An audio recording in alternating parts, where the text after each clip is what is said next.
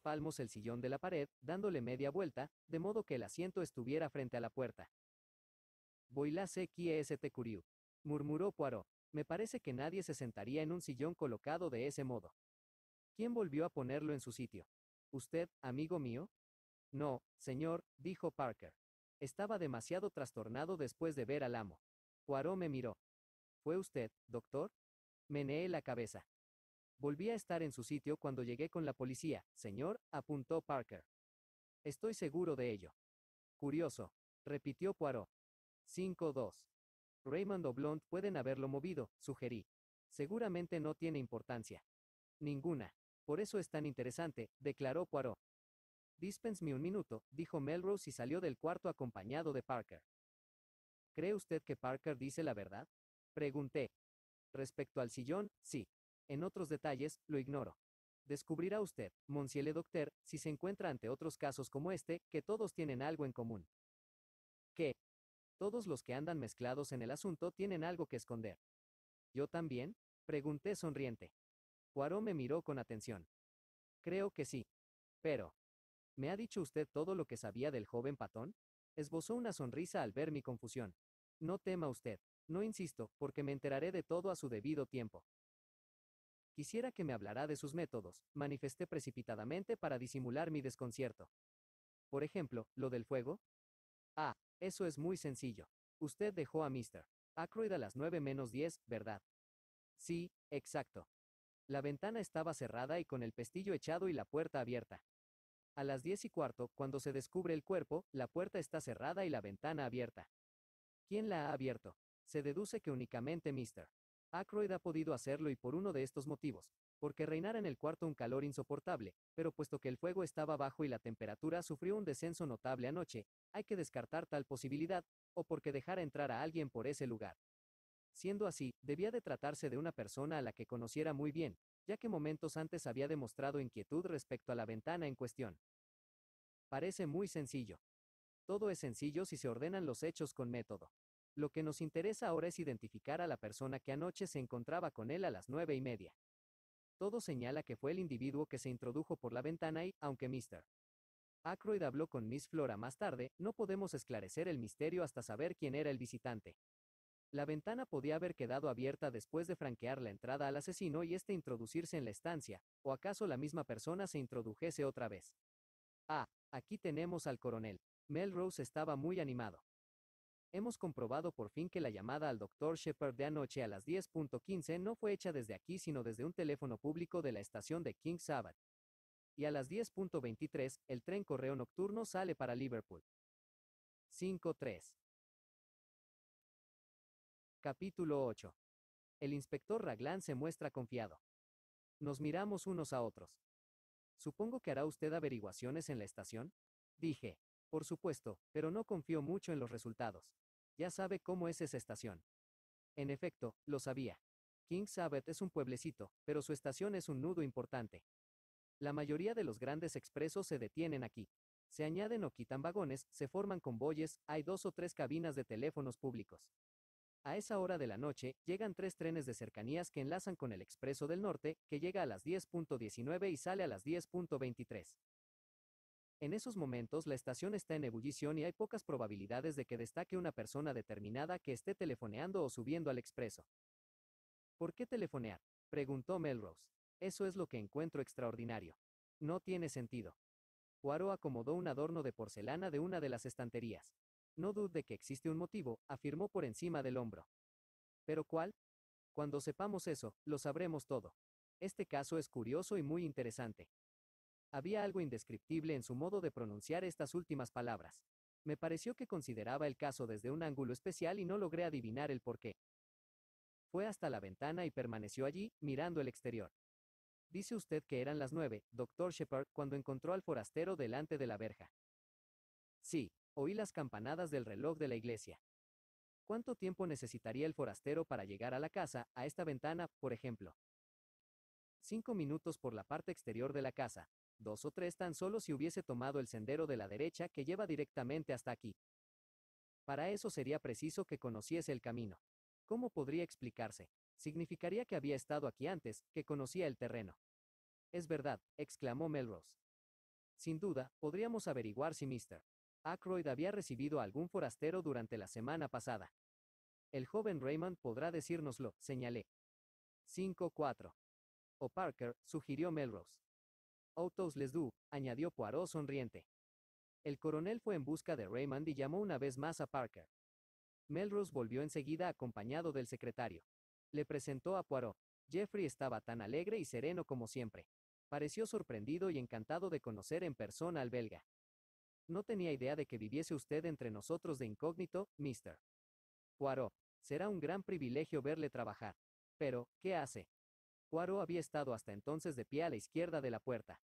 De pronto, se apartó y vi que, mientras le daba la espalda, había apartado el sillón hasta colocarlo en la posición indicada por Parker.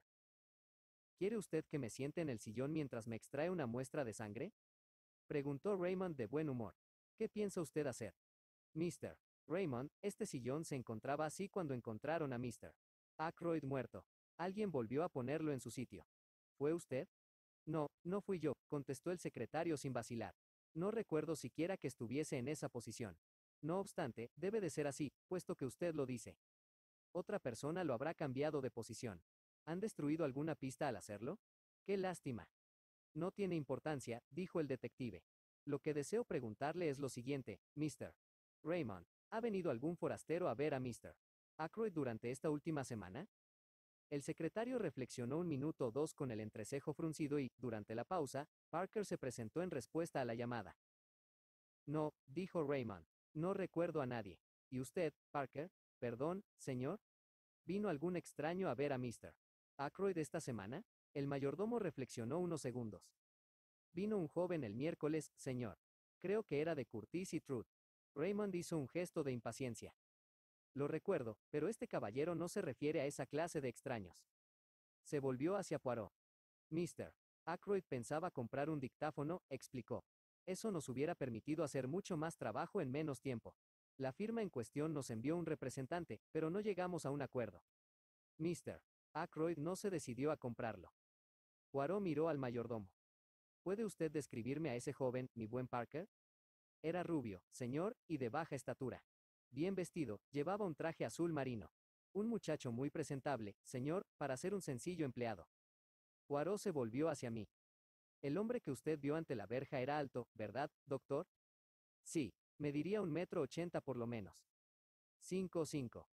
Entonces, no van por ahí los tiros, declaró el belga. Gracias, Parker. El mayordomo se dirigió a Raymond. Mr. Hammond acaba de llegar, señor. Desea saber si puede ser útil en algo y le gustaría hablar un momento con usted. Voy enseguida, respondió el joven y salió apresuradamente. Poirot interrogó al jefe de policía con la mirada. Es el notario de la familia, aclaró el jefe. Mr. Raymond está muy atareado, murmuró Poirot. Parece diligente. Creo que Mr. Ackroyd le consideraba un secretario muy valioso. ¿Hace tiempo que está aquí? Unos 2 años. Desempeña sus funciones concienzudamente, de eso estoy seguro. ¿Cuáles son sus diversiones? ¿Es aficionado a algún deporte? Los secretarios particulares no tienen mucho tiempo para divertirse, señaló el coronel con una sonrisa. Creo que Raymond juega al golf y en verano al tenis. ¿No va a las carreras de caballos? No creo que le interesen. Poirot asintió y dio la sensación de perder todo interés por el asunto. Lanzó una mirada al despacho.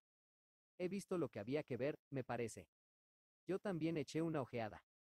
Si estas paredes pudiesen hablar, murmuré. Poirot movió la cabeza. No basta con una lengua. También deberían tener ojos y oídos. Pero no esté demasiado seguro de que estas cosas inertes, tocó ligeramente la estantería al hablar, permanezcan siempre mudas. A veces me hablan, las sillas, las mesas, me envían su mensaje. Se volvió hacia la puerta. ¿Qué mensaje? Exclamé. ¿Qué le han dicho hoy? Miró por encima del hombro y enarcó las cejas enigmáticamente. Una ventana abierta. Una puerta cerrada. Un sillón que ha cambiado de sitio. A las 3 cosas les digo, ¿por qué? Y no encuentro contestación. Meneó la cabeza, hinchó el pecho y se quedó mirándonos y pestañeando. Tenía un aspecto sumamente ridículo y parecía convencido de su propia importancia. Me cruzó por la mente la duda de que no fuera en realidad tan buen detective como decían. ¿Acaso no se debería su gran reputación a una serie de felices casualidades?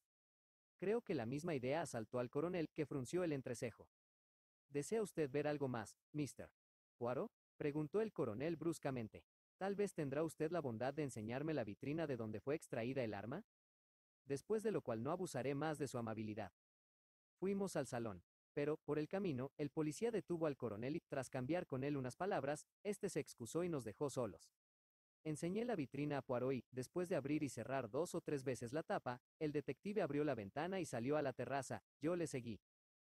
5-6. El inspector Ragland doblaba la esquina de la casa y se acercaba hacia nosotros. Parecía satisfecho de sí mismo. Mr. Poirot, este asunto nos dará poco trabajo. Lo siento, un muchacho como él echado a perder. Poirot cambió de expresión y habló con gran mesura. Temo que no voy a serle de gran utilidad en este caso. Otro día será, añadió Ragland con amabilidad. Aunque no tenemos crímenes a diario en este tranquilo rinconcito del mundo. Poirot le miró con admiración. Ha trabajado usted con una rapidez maravillosa, observó. ¿Cómo ha llegado a este resultado, si me permite preguntárselo? Por supuesto, ante todo con método. Eso es lo que digo siempre, método. Exclamó su interlocutor. Este es también mi lema. Método, orden y las pequeñas células grises. ¿Las células grises? Dijo el inspector asombrado. Las pequeñas células grises del cerebro, explicó el belga. Desde luego, supongo que todos las usamos. Más o menos. Hay diferencias de calidad. Además, es preciso tener en cuenta la psicología de un crimen. Hay que estudiarla. Usted es partidario de esa teoría del psicoanálisis. Mire, yo soy un hombre sencillo. Estoy seguro de que Mr. Ragland no estaría de acuerdo, le interrumpió Poirot con una leve reverencia. Ragland, un tanto sorprendido, le devolvió la cortesía. No me entiende, añadió con una sonrisa. Son las confusiones derivadas de hablar idiomas distintos. Me refiero a cómo he empezado a trabajar. Ante todo método. Mr. Ackroyd fue visto vivo todavía a las 10 menos cuarto por su sobrina, Miss Flora Ackroyd.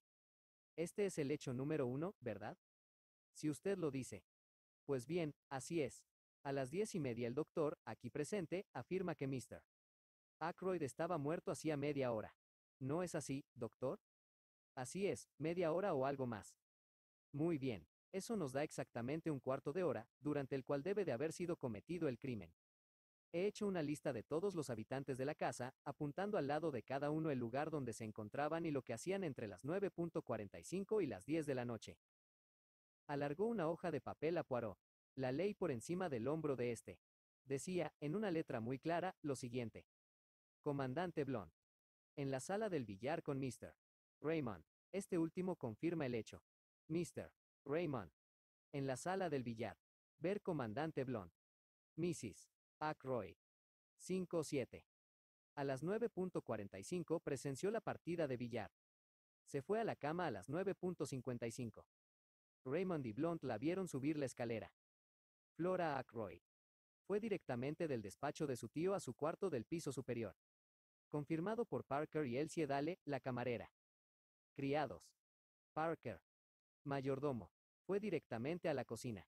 Confirmado por Miss Russell, el ama de llaves, que bajó a hablarle a las 9:47 y se estuvo allí por lo menos 10 minutos. Miss Russell. Bear Parker.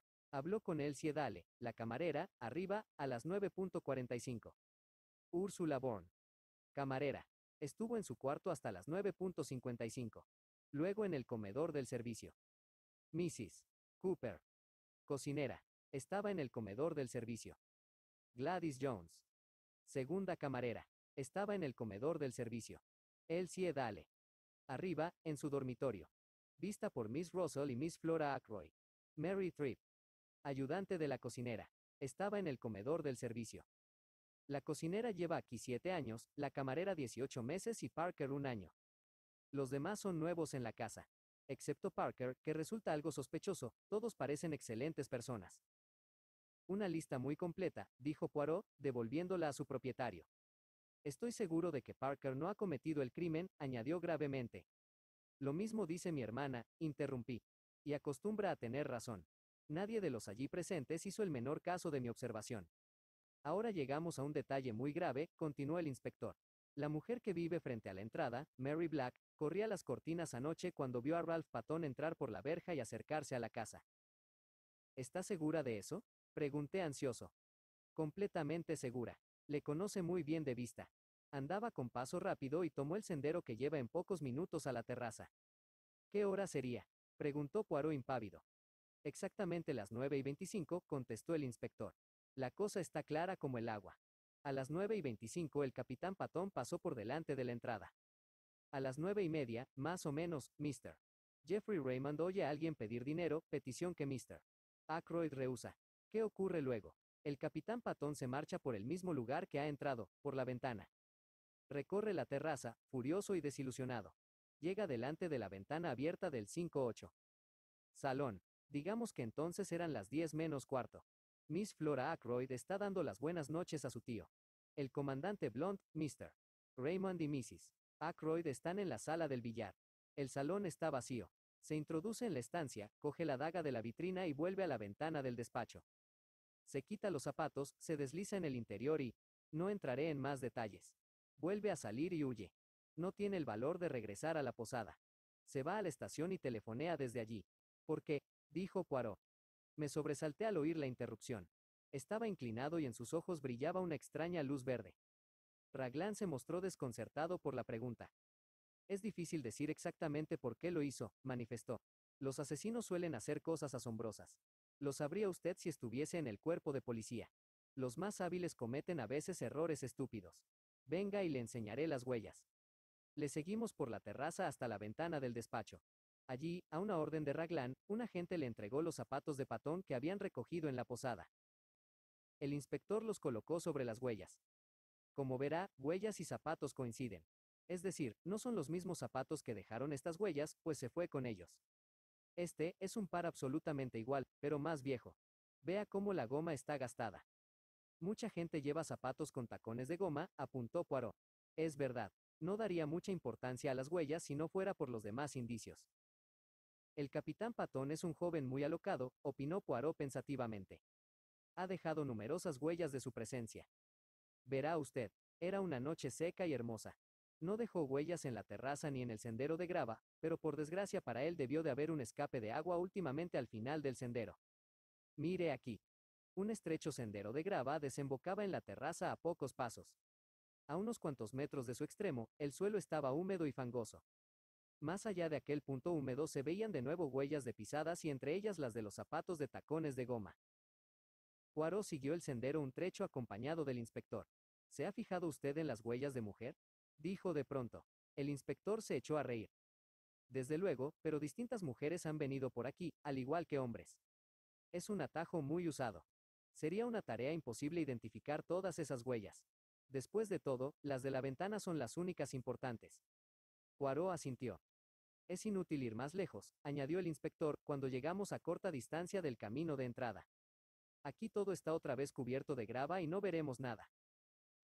Poirot hizo una seña significativa, pero tenía la vista fija en un pequeño cobertizo, situado a la izquierda del sendero y al que llevaba un camino estrecho. 5-9. Poirot se entretuvo allí hasta que el inspector regresó a la casa. Entonces me miró. Usted, exclamó jocosamente, debe de haber sido enviado por Dios para reemplazar a mi amigo Hastings. Observo que no se aleja de mi lado. ¿Qué le parece la idea de ir a inspeccionar ese cobertizo, Dr. Shepard? Me interesa. Fue hasta la puerta y la abrió. El interior estaba muy oscuro. Solo se veían un par de sillas rústicas, un juego de croquet y algunas tumbonas plegadas. La conducta de mi nuevo amigo me asombró. Se había dejado caer de rodillas y se arrastraba por el suelo. De vez en cuando meneaba la cabeza como si no estuviera satisfecho. Finalmente se sentó en cuclillas. Nada. Claro que no había que esperarlo, pero habría ayudado mucho. Cayó y se irguió de pronto. Alargó la mano hacia una de las sillas rústicas y cogió algo que colgaba de esta. ¿Qué es eso? Exclamé. ¿Qué ha encontrado? Sonrió, abriendo la mano para que viera lo que tenía en la palma. Era un pedacito de batista blanca y almidonada. Lo cogí para examinarlo con curiosidad y se lo devolví a continuación. ¿Qué le parece esto, amigo mío? Preguntó, mirándome fijamente. Un trozo de un pañuelo, sugerí, encogiéndome de hombros. Dio un respingo y recogió una pluma del suelo. Me pareció una pluma de oca. ¿Y esto? Gritó triunfalmente. ¿Qué le parece esto? Me limité a contemplarlo. Se puso la pluma en el bolsillo y miró de nuevo el pedazo de tela blanca. Un fragmento de pañuelo, dijo pensativamente. Tal vez tiene usted razón. Pero recuerde esto. En un buen lavado no debe almidonarse un pañuelo. Asintió con aire de triunfo y guardó con cuidado el pedazo de tela en su cuaderno de notas. 6-0. Capítulo 9. El estanque de los peces dorados. Regresamos a la casa juntos. No se veía al inspector por ninguna parte. Poirot se detuvo en la terraza y, de espaldas al edificio, volvió lentamente la cabeza a todos lados. «Une belle propriété», dijo con tono convencido. «¿Quién la hereda?» Sus palabras fueron un golpe para mí. Cosa extraña. Hasta entonces la cuestión de la herencia no se me había ocurrido. Poirot me miraba con atención. «Una idea nueva para usted, ¿verdad? No había pensado en ello antes». «No», confesé, «y lo siento». Volvió a mirarme con curiosidad. «¿Qué quiere usted decir con eso?» «No, no», añadió al ver que iba a hablar. «Inutile. No me diría la verdad». «Todo el mundo tiene algo que esconder», dije, sonriendo. «Eso mismo». «¿Continúa usted creyéndolo?» «Más que nunca, amigo mío. Pero no es nada fácil ocultarle cosas a Hercule Poirot. Tiene la especialidad de descubrirlas». Bajó la escalinata del jardín. «Paseemos un poco», dijo por encima del hombro, «el día es agradable». Le seguí. Me llevó por un sendero situado a la izquierda y bordeado de tejos. Un camino, que llevaba al centro del jardín, se abrió delante de nosotros, estaba orillado de flores y terminaba en una plazoleta redonda empedrada, donde había un banco de piedra y un estanque con pececillos dorados. En vez de seguir andando, Poirot subió por un sendero que zigzagueaba por una pendiente poblada de árboles. En un punto habían cortado los árboles y colocado un banco. Se admiraba desde allí una vista espléndida de la campiña y se dominaba la plazoleta del estanque. «Inglaterra es muy hermosa», afirmó Poirot, abarcando el paisaje con la vista. Sonrió y prosiguió, «también lo son las muchachas inglesas». Bajó el tono. «Chitón, amigo mío, mire el bonito cuadro que se presenta a nuestros pies». Entonces fue cuando vi a Flora. Llegaba por el sendero que acabábamos de dejar y tarareaba una canción. Bailaba más bien que andaba y, a pesar de su vestido negro, su actitud denotaba alegría. Hizo una pirueta sobre la punta de los pies y sus vestidos negros flotaron en torno suyo. Al mismo tiempo echó atrás la cabeza y se puso a reír. En aquel momento, un hombre surgió de entre los árboles. Era Héctor Blond. La muchacha se quedó mirándole y su expresión cambió ligeramente. «Me ha asustado usted. No le había visto». Blond no dijo nada. Miró a la joven durante un par de minutos sin abrir la boca. 6-1. «Lo que me gusta en usted», dijo Flora con algo de malicia, «es su alegre conversación». Me pareció ver a Blond ruborizarse muy ligeramente. Cuando habló, su voz sonó distinta, con acento de humildad. «Nunca he sido un gran orador, ni cuando era joven. De eso hace muchos años, supongo», dijo Flora gravemente. Me fijé en su risita ahogada, pero me dio la sensación de que Blond no se daba cuenta. «Sí, muchos años». «¿Qué efecto produce ser un Matusalén?», preguntó Flora. Esta vez la risa era más aparente, pero Blond estaba ensimismado. «¿Recuerda usted aquel individuo que vendió su alma al diablo para recobrar la juventud? Hay una ópera sobre esta historia». «¿Habla de Fausto?». «Eso mismo. Bonita historia. Algunos de nosotros lo haríamos si fuese posible». «Cualquiera diría, al oírle, que usted se cae de viejo», exclamó Flora entre irritada y divertida. Blond hizo una pausa. Apartó luego la mirada de Flora y mientras observaba un árbol situado a algunos pasos, dijo que ya era hora de regresar a África. «¿Va usted a preparar una nueva expedición de caza?». «Sí, es mi ocupación usual». «Usted mató al animal cuya cabeza adorna el vestíbulo, ¿verdad?». Blond asintió con un gesto y dijo vacilando. «¿Le gustaría recibir algunas pieles? En ese caso se las enviaría». «Oh, sí, gracias», exclamó Flora. «¿Se acordará usted?». «No lo olvidaré», prometió Blond, añadiendo en un arranque de confianza, «es hora de que me vaya. Esta vida no está hecha para mí. No sé adaptarme a ella. Soy un hombre rudo que no ha sabido adaptarse a la sociedad en que vive. No recuerdo nunca lo que conviene decir según las ocasiones. Sí, es hora de que me vaya». «Pero usted no se irá enseguida», exclamó Flora, «ahora que estamos tan trastornados». «Por favor, si usted se va». Se volvió un poco. «¿Desea usted que me quede?», preguntó Blond. Hablaba deliberadamente, pero con gran sencillez. «Todos nosotros lo deseamos». «Hablo de usted en particular», dijo Blond con gran franqueza. Flora lo miró fijamente. «Deseo que usted se quede. Si eso representa alguna diferencia. Representa toda la diferencia del mundo». Hubo un momento de silencio. Se sentaron en el banco de piedra, delante del estanque de los pececillos dorados. Era evidente que ninguno de los dos sabía qué decir. 6-2. «El día es precioso». declaró Flora. ¿Sabe? Me siento feliz a pesar de todo. Es horrible, ¿verdad? Es muy natural. Usted no había visto a su tío hasta hace un par de años. Es lógico que no sienta una pena inmensa. También es lógico ser sincero con uno mismo. Hay algo en usted que irradia consuelo, continuó Flora. Explica las cosas de una forma tan sencilla. Es que, por regla general, todo es sencillo, replicó el cazador. No siempre. La muchacha había bajado la voz y vi cómo Blond se volvía a mirarla. Era evidente que tradujo a su modo su cambio de tono, puesto que después de una breve pausa dijo de un modo bastante brusco. No se preocupe usted. Al muchacho no va a pasarle nada. El inspector es un asno. Todo el mundo lo sabe. Es absurdo pensar que pueda haberlo hecho. Eso es obra de un ladrón cualquiera. No hay otra explicación. ¿Usted lo cree así? Flora se volvió para mirarle. ¿Y usted no? Yo sí, claro.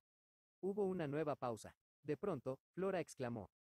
Voy a confesarle por qué me siento tan feliz esta mañana. Aunque me tache de mujer sin corazón, prefiero decírselo. Es porque ha venido el notario, Mr. Hammond. Nos ha hablado del testamento. El tío Roger me ha dejado 20,000 libras. Piénselo. 20,000 hermosas libras. Blond pareció sorprendido. ¿Tanto representan para usted? ¿Qué si representan? Pues lo son todo. Libertad, vida, el fin de tantas maquinaciones, mentiras y miserias. ¿Mentiras? Dijo Blond con voz adusta. Flora vaciló un momento. Ya sabe usted a qué me refiero, explicó finalmente. Eso de fingir que se agradece la ropa usada que los parientes ricos le regalan a una, los trajes y los sombreros del año anterior. No entiendo de vestidos de mujeres, pero hubiera dicho que usted viste siempre muy elegante. Caro lo pago, dijo Flora en voz baja. No hablemos de esas cosas que me asquean. Soy tan feliz y libre. Libre de hacer lo que quiera. Libre de no. Se detuvo de pronto. ¿Libre de qué? Se apresuró a preguntar Blond. Lo he olvidado. Nada importante. Blond tenía un bastón en la mano y lo metió en el estanque, tratando de alcanzar algo. ¿Qué está usted haciendo, comandante? Hay algo brillante más abajo. No sé qué será. Parece un broche de oro. He removido el barro y ha desaparecido. 6-3. Tal vez sea una corona, sugirió Flora, como la que Melisanda vio en el agua. Melisanda, murmuró Blond. Es un personaje de ópera, ¿verdad? Sí, usted parece saber mucho sobre ópera. Tengo amigos que me invitan a veces, explicó el cazador con tono melancólico. Extraño modo de divertirse. Arman un ruido peor que los indígenas con sus tam. Flora se echó a reír. Recuerdo a Melisanda, continuó Blond. Se casa con un viejo que podría ser su padre. Echó un guijarro en el agua y, cambiando de actitud, se volvió hacia Flora. No puedo hacer nada, Miss Ackroyd. Me refiero a Patón. Comprendo la ansiedad que usted sufre. Gracias, contestó Flora fríamente. No se puede hacer nada. A Ralph no va a sucederle ningún contratiempo. He encontrado al mejor detective del mundo y se encargará de descubrir la verdad. Hacía un momento que nuestra posición me tenía contrariado. No estábamos precisamente escuchando a escondidas la conversación de Flora y de su compañero, pues solo tenían que levantar la cabeza para vernos. Sin embargo, cuando intenté avisarles de nuestra presencia, mi compañero me contuvo cogiéndome del brazo y entonces advertí su deseo de que pasáramos inadvertidos. Pero, al oír las últimas palabras de Flora, Poirot se decidió a actuar. Se irguió rápidamente y se aclaró la voz. Les pido perdón, gritó. No puedo permitir que mademoiselle me cumplimente de esta manera, llamando la atención sobre mi persona. Dicen que los que escuchan a los demás no oyen nada bueno de ellos. Pero esta vez no ha sido así. Para no ruborizarme, me reúno con ustedes y me excuso. Bajó rápidamente el sendero y yo le seguí. Nos reunimos con ellos al lado del estanque. Monsieur Poirot, dijo Flora. Supongo que habrá oído hablar de él. Poirot se inclinó. Conozco al comandante por su reputación, dijo cortésmente, y me alegro de conocerle, Monsieur. Necesito una información que usted puede proporcionarme. Blond le miró durante unos instantes, esperando que continuara. ¿Cuándo vio usted vivo a Mr. Ackroyd por última vez? Cuando cenábamos. No le vio ni le oyó después. No le vi, pero oí su voz. ¿Cómo es eso? Yo paseaba por la terraza. Perdone, ¿a qué hora? A eso de las 9:30. Daba un paseo mientras fumaba y pasé frente a la ventana del salón. Oí a Ackroyd hablando en su despacho. 6-4. Poirot se inclinó y arrancó un microscópico hierbajo. ¿Cómo pudo oír las voces del despacho desde aquel punto de la terraza? Poirot no miraba a Blond, pero yo sí tenía la vista fija en él y, con gran sorpresa por mi parte, este se ruborizó. Fui hasta la esquina, explico a regañadientes. ¿De veras? De la manera más suave posible, Poirot insistió en recabar más información. Creí ver a una mujer que desaparecía entre los matorrales. Me llamó la atención una cosa blanca. ¿Acaso me equivoqué? Mientras estaba en la esquina de la terraza, oí la voz de Ackroyd hablándole a su secretario. ¿Hablaba con Raymond? Sí, eso es lo que supuse entonces, pero resulta que no era cierto. Mr. ¿Ackroyd no le llamó por su nombre? No. Entonces, ¿qué le hizo pensar que se trataba de ese joven? Di por descontado que se trataba de Raymond, se explicó Blunt a duras penas, porque antes de salir había dicho que iba a llevar unos papeles a Ackroyd. Nunca se me había ocurrido que pudiese tratarse de otra persona. ¿Recuerda usted las palabras? Siento decirle que no. Era algo intrascendente, sin importancia, y solo oí 2 o 3 palabras. Estaba pensando en otra cosa. No tiene importancia. Volvió usted a colocar un sillón contra la pared cuando entró en el despacho, después de que fuera descubierto el cuerpo. ¿Un sillón? No, señor, en absoluto. ¿Por qué había de hacerlo? Poirot se encogió de hombros sin contestar y se volvió hacia Flora. Hay algo que me gustaría saber de usted, mademoiselle. Cuando estaba mirando el contenido de la vitrina con el doctor Shepard, ¿la daga estaba o no en su sitio? Flora irguió la cabeza. El inspector Raglan me lo ha preguntado ya, dijo con resentimiento. Se lo he dicho y se lo repito a usted. Estoy completamente segura de que la daga no estaba allí. Él cree que sí y que Ralph la cogió más tarde. No me cree. Está convencido de que lo digo con el fin de salvar a Ralph. ¿Acaso no es cierto? Pregunté gravemente. Flora dio una ligera patada en el suelo. Usted también, doctor Shepard. Esto es el colmo. Con gran tacto, Poirot cambió de tema. Tiene usted razón, comandante. Algo brilla en este estanque. Vamos a ver si lo pesco. Se arrodilló delante del agua, se arremangó hasta el codo y hundió la mano lentamente con el fin de no enturbiar el agua. Pero, a pesar de sus precauciones, el fango se arremolinó y se vio obligado a retirar el brazo sin haber cogido nada. 6-5. Miró con tristeza el lodo que le cubría la piel. Le ofrecí un pañuelo, que aceptó con fervientes manifestaciones de agradecimiento. Blunt consultó su reloj. Casi es hora de almorzar, dijo. Lo mejor será regresar a casa. ¿Almorzará usted con nosotros, Monsieur Poirot? Preguntó Flora. Me gustaría que conociese a mi madre. Ella quiere mucho a Ralph. Encantado, mademoiselle. ¿Usted también se queda, doctor Shepard? Vacilé. Se lo ruego. Deseaba quedarme, de modo que acepté la invitación sin poner más reparos. Nos encaminamos a la casa. Flora y Blunt abrían la marcha. ¡Qué cabellera!, exclamó Poirot en voz baja, señalando a Flora. Oro de ley. Formarán una hermosa pareja con el moreno y guapo capitán Patton, ¿verdad? Le miré con una pregunta muda en los ojos, pero empezó a sacudir un brazo para secar unas cuantas y microscópicas gotas de agua que tenía en una manga de la chaqueta. Aquel hombre me sugería a menudo la idea de un gato, con sus ojos verdes y sus gestos imprevistos. Todo eso por nada, dije comprensivamente. Me pregunto qué es lo que habría en el estanque. ¿Le gustaría verlo? Le miré con extrañeza e incliné la cabeza. Mi buen amigo, manifestó con un tono de reproche. Hercule Poirot no corre el riesgo de estropear su atuendo sin estar seguro de alcanzar lo que se propone. Lo contrario sería ridículo y absurdo. Y nunca soy lo primero. Pero usted ha sacado la mano vacía, objeté. Hay ocasiones en que es necesario obrar con discreción. ¿Nunca oculta nada a sus enfermos, doctor? Lo dudo, como tampoco oculta nada a su excelente hermana, ¿verdad? Antes de enseñar mi mano vacía, he dejado caer su contenido en la otra. Verá usted lo que es. Abrió la mano izquierda. En la palma había una sortija de oro, una alianza de mujer. La cogí. Mire usted dentro, ordenó Poirot. Así lo hice y leí una inscripción en caracteres sumamente pequeños. Recuerdo de R13 de marzo. Miré a Poirot, pero estaba atareado estudiando su rostro en un espejo de bolsillo. Toda su atención estaba concentrada en su bigote y no en mí. Comprendí que no tenía intención de mostrarse comunicativo. 6-6. Capítulo 10. La camarera. Encontramos a Mrs. Ackroyd en el vestíbulo. La acompañaba un hombre seco, de expresión agresiva y penetrantes ojos grises. Tenía todo el aspecto de ser un hombre de leyes. Mr. Hammond almuerza con nosotros, dijo Mrs. Ackroyd. Usted conoce al comandante Blunt, Mr. Hammond, y al querido doctor Shepard, otro amigo íntimo del pobre Roger. Además, se detuvo para mirar a Hercule Poirot con perplejidad. Es Monsieur Poirot, mamá, intervino Flora. Te hablé de de él esta mañana. Sí, sí, asintió la mujer vagamente. Por supuesto, querida, por supuesto. Encontrará a Ralph, ¿verdad? Descubrirá quién ha matado a mi tío, exclamó Flora. Oh, querida. Por favor, ten compasión de mis nervios. Estoy deshecha al pensar que ha tenido que ser un accidente. Roger era tan aficionado a las antigüedades. Su mano debió de resbalar. Esta teoría fue recibida en medio de un cortés silencio. Vi que Poirot se acercaba al abogado y le hablaba a media voz, en tono confidencial. Se retiraron al hueco de la ventana. Me reuní con ellos. ¿Tal vez molesto? Pregunté.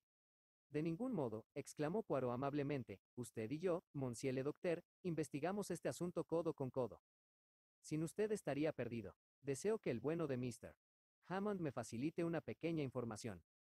Entiendo que usted actúa en nombre del capitán Ralph Patton, dijo el abogado con cautela. Nada de eso. Obro en interés de la justicia. Miss Ackroyd me ha pedido que investigue la muerte de su tío. Hammond pareció sorprendido. No puedo creer que el capitán Patton tenga algo que ver en este crimen. Sin embargo, las apariencias le acusan. El solo hecho de sus problemas financieros. ¿Andaba apurado? Repitió Poirot con viveza. El abogado se encogió de hombros. Es un estado crónico en Ralph, dijo de forma adusta. El dinero se le escurre entre las manos como el agua. Siempre tenía que recurrir a su padrastro. ¿Lo había hecho así en estos últimos tiempos? ¿Durante el último año, por ejemplo? No puedo decirlo. Mr. Ackroyd no me dijo nada de ese tema. Comprendo, Mr. Hammond. Creo que usted está al corriente de las disposiciones testamentarias de Mr. Ackroyd. Desde luego. Ese es el motivo de mi presencia aquí hoy. 6-7. Así pues, en vista de que actúe en nombre de Miss Ackroyd, no tendrá usted inconveniente en darme a conocer los términos del testamento. Son muy sencillos. Descartando la fraseología legal y después de hacer constar algunos legados y dádivas. ¿Qué son? Le interrumpió Poirot.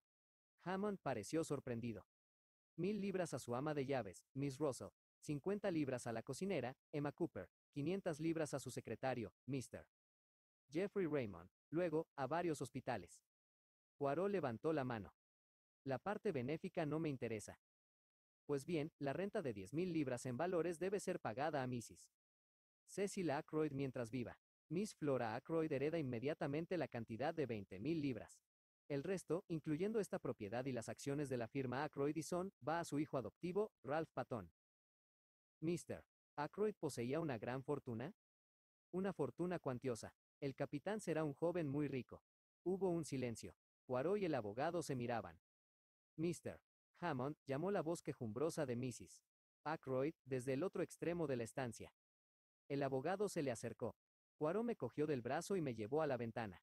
Mire usted los lirios. Observó en voz alta. Son magníficos, ¿verdad? Tan altos y erguidos. ¡Qué visión tan hermosa! Al mismo tiempo, noté la presión de su mano en mi brazo y añadió en voz baja. ¿Desea usted de veras ayudarme, tomar parte en esta investigación? Sí, contesté con entusiasmo. Me gustaría muchísimo. No puede usted figurarse lo aburrida que es la vida que llevo. Nunca ocurre nada que rompa la monotonía. Bien, entonces seremos colegas. Dentro de unos momentos creo que el comandante Blond se nos unirá. No se encuentra a sus anchas con la buena mamá. Hay algunas cosas que deseo saber, pero no quiero que el comandante piense que me interesa conocerlas. ¿Comprende? A usted le tocará hacer las preguntas. ¿Qué quiere usted que pregunte? Deseo que pronuncie usted el nombre de Mrs. Ferrars. Ya. Hable de ella de un modo natural. Pregúntele si se encontraba aquí cuando su esposo murió. ¿Comprende usted lo que quiero decir? Mientras contesta, estudie su rostro con disimulo. ¿Qu'est compris? No hubo tiempo para más, pues, en aquel instante, tal como había pronosticado Poirot, Blond dejó a los demás del modo brusco que le era peculiar y se acercó a nosotros. Propuse dar un paseo por la terraza y aceptó. Poirot se quedó atrás. Me incliné con el fin de examinar de cerca una rosa tardía. 6-8. ¿Cómo cambian las cosas en el transcurso de unos días? Observé. Estuve aquí el miércoles y recuerdo haberme paseado por esta misma terraza con un Ackroyd lleno de vida. Han transcurrido 3 días. Ackroyd ha muerto, pobre. Mrs. Ferrars, también. La conoció usted, ¿verdad? Blond asintió. ¿La vio usted desde que está aquí? Fui a saludarla con Ackroyd. Me parece que el martes pasado. Era una mujer encantadora, pero había algo extraño en ella. No descubría nunca su juego. Observé con atención sus ojos grises. No percibí en ellos ningún cambio. Supongo que la había visto antes. La última vez que estuve aquí, ella y su esposo acababan de instalarse. Se detuvo un instante y añadió, es extraño, pero desde entonces, Mrs.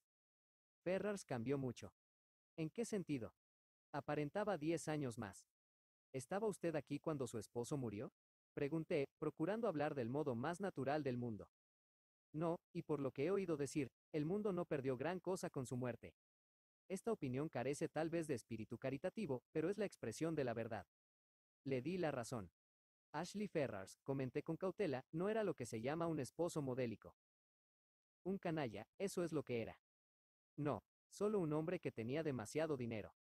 Ah, el dinero. Todas las desgracias del mundo son atribuibles a él o a su carencia.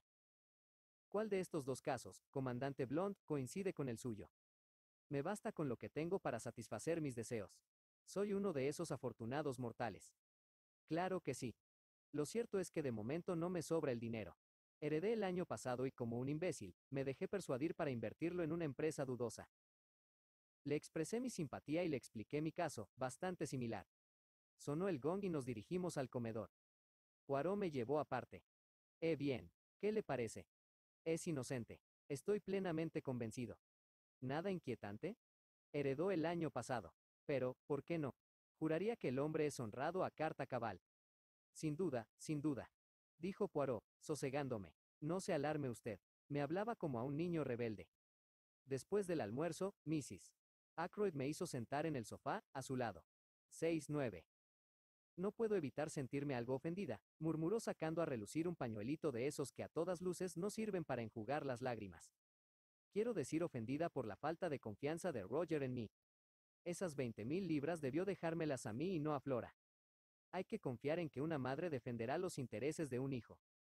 Y hacer lo que él ha hecho supone, a mi modo de ver, falta de confianza. Olvida usted, Mrs. Ackroyd, que Flora era sobrina de Roger, hija de un hermano. Hubiera sido distinto si usted, en vez de cuñada, hubiese sido hermana suya. Creo que, considerando que soy la viuda del pobre Cecil, debió obrar de otro modo, dijo la dama, tocándose ligeramente las pestañas con el pañuelito. Pero Roger era siempre muy peculiar, por no decir mezquino, cuando se trataba de dinero. La posición de Flora y la mía propia han sido muy difíciles. No le daba a la pobre niña ni un céntimo para sus gastos. Pagaba las facturas, ya lo sabe usted, pero incluso eso lo hacía a regañadientes y preguntando por qué necesitaba tantos trapos. Claro, un hombre ignora. Ahora he olvidado lo que iba a decir. Ah, sí, no teníamos ni un céntimo nuestro, ¿comprende usted? Flora se resentía. Quería a su tío, desde luego, pero cualquier muchacha se hubiera resentido de su modo de ser. Debo decir que Roger tenía ideas extrañas cuando se trataba del dinero. No quería siquiera comprar toallas nuevas, aunque le dije que las viejas estaban agujereadas. Luego, prosiguió Mrs. Ackroyd, cambiando el orden de las ideas del modo que era característico en ella, mire que dejar tanto dinero, 1.000 libras. Figúrese, 1.000 libras a esa mujer. ¿Qué mujer? La Russell. Tiene algo extraño, siempre lo he dicho, pero Roger no quería oír nada en contra de ella. Decía que era una mujer de gran fuerza de carácter y que la admiraba y respetaba. Siempre hablaba de su rectitud, de su independencia y valor moral. Yo creo que esconde algo. Hizo cuanto pudo para casarse con Roger, pero yo obstaculicé sus intentos con todo ahínco. Siempre me ha odiado. Es natural, puesto que yo descubrí sus intenciones. Empecé a preguntarme cómo podría detener la ola de elocuencia de Mrs. Ackroyd y escaparme. Hammond me facilitó la ocasión cuando se acercó para despedirse. Aproveché la oportunidad y me levanté. ¿Dónde preferiría usted que se celebrase la encuesta judicial? Dije. ¿Aquí o en el Three Boars? Mrs. Ackroyd me miró boquiabierta. ¿La encuesta? Preguntó consternada. ¿Habrá una encuesta judicial? Hammond tosió ligeramente y murmuró. Es inevitable, en estas circunstancias, en dos breves ladridos. Pero el doctor Shepard no podría lograr que... Mi poder de persuasión tiene sus límites, contesté con alguna brusquedad. Pero si su muerte fue un accidente. Él fue asesinado, Mrs. Ackroyd, dije brutalmente. Lanzó un leve gemido. La teoría de un accidente no se sostendría en pie un solo minuto. 7-0. Mrs. Ackroyd me miraba anonadada. No tuve compasión por lo que pensé sería su tonto temor a las cosas desagradables. Si me interrogan, ¿tendré que contestar a todas las preguntas que me hagan? No se lo aseguro, pero creo que Mr. Raymond la librará de ello. Conoce todas las circunstancias y puede identificar a la víctima. El abogado asintió con un gesto. No tema usted, Mrs. Ackroyd. Procurarán ahorrarle todos los interrogatorios desagradables. Ahora, en cuanto a dinero, tiene usted lo que necesita de momento. Quiero decir, añadió al ver que ella le miraba sin comprenderle, si tiene usted dinero en efectivo en casa. De lo contrario, le mandaría lo que necesitara. No creo que le falte, dijo Raymond, que estaba de pie a su lado. Mr. Ackroyd cobró un cheque de 100 libras ayer mismo. ¿De 100 libras? Sí, para salarios y otros gastos que vencían hoy. Continúa intacto. ¿Dónde está el dinero? ¿En su escritorio? No. Acostumbraba a guardarlo en su dormitorio, en una vieja caja de cartón. Extraña idea, ¿verdad? Creo, dijo el abogado, que haríamos bien en asegurarnos, antes de marcharnos, de que el dinero está ahí. Muy bien, asintió el secretario. Le llevaré arriba ahora mismo. Ah, me olvidaba. La puerta está cerrada. Por Parker nos enteramos de que Raglan se encontraba en el cuarto del ama de llaves, haciéndole unas cuantas preguntas suplementarias. Unos minutos después, el inspector se unió a nosotros en el vestíbulo y trajo la llave deseada. Abrió la puerta y subimos la corta escalera. En lo alto de ella, encontramos la puerta del dormitorio abierta. La estancia estaba a oscuras, las cortinas corridas y la cama tal como estaba la víspera. El inspector apartó las cortinas, dejando penetrar los rayos del sol. Raymond se acercó a una mesa de palo santo y abrió el cajón superior. ¿Guardaba su dinero en un cajón abierto? Exclamó el inspector, figúrense. El secretario se ruborizó levemente. Mr. Ackroyd tenía confianza en la honradez de todos sus criados, dijo con calor. Desde luego, se apresuró a contestar el inspector. Raymond cogió del cajón una caja, la abrió y sacó un grueso fajo de billetes. Aquí tiene el dinero, dijo. Encontrará intacto el centenar de libras. Lo sé porque Mr. Ackroyd lo puso en la caja en mi presencia, anoche, cuando se vestía para la cena y, desde luego, no ha sido tocado desde entonces. Hammond se apoderó del fajo y contó los billetes. Levantó la vista casi inmediatamente. Ha dicho usted un centenar de libras, pero aquí solo hay 60. Imposible, exclamó Raymond, dando un respingo, tomó los billetes y los contó a su vez. 7-1. Hammond tenía razón. Solo había 60 libras. No lo entiendo, exclamó el secretario en el colmo del asombro. ¿Vio usted cómo Mr. Ackroyd guardaba este dinero anoche mientras se vestía para la cena? Preguntó Poirot. ¿Está seguro de que no había pagado nada hasta entonces? Segurísimo. Me dijo textualmente, no quiero bajar al comedor con 100 libras en el bolsillo. Hacen demasiado bulto. Entonces el asunto está claro, dijo Poirot. ¿Pagó esas 40 libras algo más tarde o fueron robadas? Exacto, asintió el inspector. Se volvió hacia Mrs. Ackroyd. ¿Cuál de las criadas estuvo ayer en esta habitación? Supongo que la camarera entraría a última hora para preparar la cama. ¿Quién es? ¿Qué sabe usted de ella? No hace mucho que está en la casa, contestó Mrs. Ackroyd. Es una muchacha del campo, sencilla y buena chica. Deberíamos aclarar este asunto, afirmó el inspector. Si Mr. Ackroyd pagó esta suma en persona, tal vez tenga alguna relación con el crimen. ¿Cree usted que los demás criados son todos de confianza? Diría que sí. ¿Nunca faltó nada antes de hoy? No. ¿Nadie del servicio se ha despedido? La otra camarera se marcha. ¿Cuándo? Me parece que dio aviso ayer. ¿Se lo dijo a usted? Oh, no. Yo no me ocupo del servicio. Miss Russell es quien se cuida de esas cosas. El inspector reflexionó un momento. Inclinó la cabeza y observó. Voy a decirle unas palabras a Miss Russell y, de paso, veré a esa muchacha, la Dale. Poirot y yo le acompañamos al cuarto del ama de llaves. Miss Russell nos recibió con su sangre fría habitual. Hacía 5 meses que Elsie Dale trabajaba en Fernley Park. Era una buena chica, trabajadora y que se hacía respetar. Tenía buenas referencias. Era la persona menos indicada para coger algo que no le perteneciera. ¿Y la otra camarera? Ella también es una chica excelente, muy pacífica y trabajadora. ¿Por qué se va entonces? Preguntó el inspector. Miss Russell apretó los labios. No tengo nada que ver con su marcha. Me parece que Mr. Ackroyd la regañó ayer por la tarde. Su obligación era limpiar el despacho y creo que tocó papeles de 7-2. La mesa. El señor se enfadó y la muchacha dijo que se iría. ¿Quieren ustedes hablar con ella? El inspector aceptó. Yo me había fijado en la muchacha cuando servía el almuerzo. Era alta, con una mata de pelo castaño recogida en la nuca, y tenía unos grandes ojos grises de mirada firme. Se presentó al llamarla el ama de llaves y permaneció muy erguida delante de nosotros, mirándonos con sus ojazos. ¿Usted se llama Úrsula Bourne? Preguntó el inspector. Sí, señor. ¿Se va usted de la casa? Sí, señor. ¿Por qué? Cambié de sitio unos papeles de la mesa de Mr. Ackroyd. Se enfadó y le dije que lo mejor sería que me fuera. Él me contestó que sí y que lo hiciera cuanto antes. ¿Se encontraba usted en el dormitorio de Mr. Ackroyd anoche para preparar la cama? No, señor. Eso es trabajo de Elsie. Yo nunca entro en esas habitaciones. Debo decirle, hija mía, que una importante cantidad de dinero ha desaparecido del cuarto de Mr. Ackroyd. Por fin la vi cambiar de expresión y un intenso rubor le cubrió el rostro. No sé nada de ese dinero. Si usted cree que yo lo cogí y que el señor me despidió por eso, se equivoca. No la acuso de haberlo robado. No se enfade. La muchacha le miró fríamente. Si lo desea, puede registrar mi habitación, señaló desdeñosamente. Pero no encontrará nada.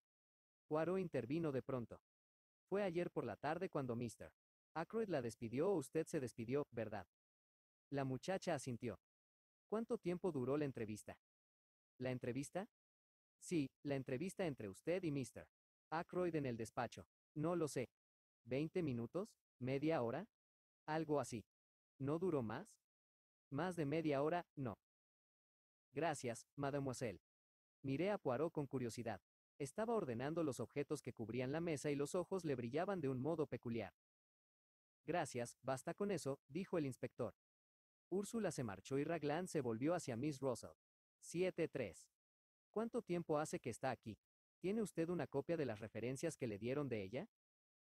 Sin contestar a la primera pregunta, Miss Russell se acercó a un archivador, abrió uno de los cajones y sacó un puñado de cartas sujetas por una pinza. Escogió una de ellas y la ofreció al inspector. No está mal. Mrs. Richard Folliot, Marby Grange, Marby. ¿Quién es esa mujer? Pertenece a una buena familia del condado. Bien. El inspector le devolvió el sobre. Vamos a interrogar a la otra camarera, Elsie Dale. Era una muchacha alta y gruesa, rubia, de rostro agradable, pero de expresión algo estúpida. Contestó de buena gana a nuestras preguntas y se mostró muy disgustada al enterarse de la desaparición del dinero. No creo que esconda nada, observó el inspector después de despedirla. ¿Y Parker? Miss Russell apretó nuevamente los labios y no contestó. Tengo el presentimiento de que este hombre nos reserva una sorpresa, continuó el inspector. Lo cierto es que no veo cuándo tuvo la oportunidad de hacerlo. Sus ocupaciones le mantienen atareado después de la cena y cuenta con una buena coartada para la velada. Lo sé porque le he dedicado una especial atención. Gracias, Miss Russell. De momento dejaremos las cosas como están. Es muy probable que Mr. Ackroyd dispusiera en persona del dinero. El ama de llaves nos dio las buenas tardes y nos alejamos. Yo salí de la casa junto a Poirot. Me pregunto, dije, rompiendo el silencio, ¿qué papeles serían los que esa muchacha tocó para que Ackroyd se enfureciera de tal modo? ¿Acaso en eso esté la clave del misterio? El secretario dijo que no había papeles de importancia en la mesa, recordó Poirot. Sí, pero, me detuve. ¿Le parece extraño que Ackroyd se enfadara tanto por una nimiedad? Sí, lo confieso. Pero, es realmente una nimiedad. Desde luego, admití, no sabemos qué había en esos papeles. Pero Raymond dijo. Deje a Mr. Raymond fuera de la cuestión un minuto. ¿Qué le ha parecido la muchacha? ¿Qué muchacha? ¿La camarera? Sí, Úrsula Bourne. Me pareció una buena chica. Poirot repitió a continuación mis palabras, pero puso el énfasis en la segunda palabra. Le pareció una buena chica. Sacó algo del bolsillo y me lo alargó. 7-4. Mire, amigo mío. Voy a enseñarle algo. El papel era la lista que el inspector le había dado a Poirot horas antes. Seguí la línea que marcaba el dedo del belga y vi una pequeña cruz hecha con lápiz ante el nombre de Úrsula. Tal vez no se ha fijado usted, mi buen amigo, pero en esta lista hay una persona cuya coartada no tiene confirmación. Úrsula Bourne. No creerá usted. Doctor Shepard, no me atrevo a creer nada. Úrsula Bourne quizá mató a Ackroyd, pero confieso que no veo el motivo para ello. ¿Y usted? Me miraba fijamente, tan fijamente, que me sentía algo molesto. ¿Y usted? Insistió.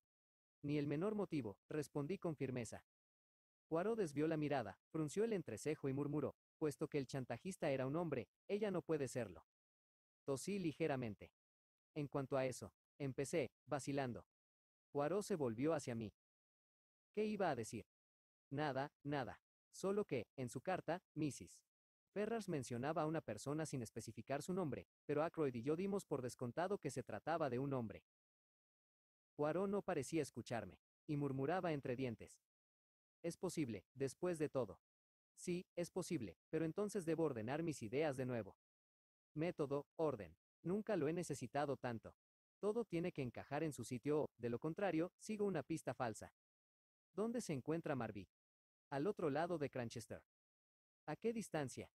A unas 14 millas. ¿Podría usted ir allí? Mañana, por ejemplo. ¿Mañana? Veamos. ¿Mañana es domingo?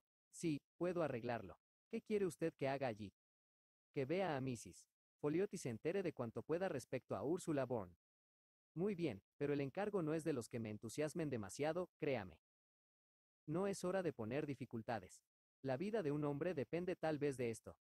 Pobre Ralph, dije suspirando. ¿Usted cree en su inocencia? Poirot me miró y su aspecto era muy grave. ¿Quiere usted saber la verdad? Desde luego. Pues ahí va, amigo mío, todo tiende a demostrar su culpabilidad. 7-5. ¿Qué? Sí, ese estúpido inspector, pues es un estúpido, no le quepa la menor duda, está convencido de que él es el culpable. Yo busco la verdad y la verdad me lleva cada vez hacia Ralph Patton. Motivo, oportunidad, medios. Sin embargo, no dejaré ningún cabo suelto. He prometido a Miss Flora hacer todo lo posible, y la pequeña estaba muy segura de su inocencia, muy segura. 7-6. Capítulo 11. Poirot me encarga una visita. Al día siguiente por la tarde, al llamar a la puerta de Marby Grange, estaba un poco nervioso. Me preguntaba qué esperaba Poirot que encontrara. ¿Acaso deseaba permanecer en la sombra como cuando interrogué al comandante Blount? Mis meditaciones fueron interrumpidas por la aparición de una elegante camarera. Mrs. Folliot estaba en casa. Me hicieron pasar a un gran salón, que contemplé con curiosidad mientras esperaba a la dueña de la casa. Había allí algunos hermosos jarrones de porcelana, grabados y muchos almohadones y cortinajes. Era, a todas luces, un salón femenino. Al entrar Mrs. Folliot, una mujer alta, de cabellos castaños algo despeinados y una sonrisa encantadora, dejé la contemplación de un Bartolozzi que colgaba de una de las paredes. ¿El doctor Shepard? Sí, así me llamo. Debo pedirle 1000 perdones por molestarla, pero deseo informes de una camarera que usted empleó hace algún tiempo llamada Ursula Bourne. Al oír el nombre, la sonrisa desapareció de su rostro y su cordialidad dejó sitio a una marcada frialdad. ¿Ursula Bourne? Sí. ¿Tal vez no recuerda usted el nombre? Sí, lo recuerdo muy bien. ¿Dejó de trabajar aquí hace un año, según creo? Sí, sí, así es.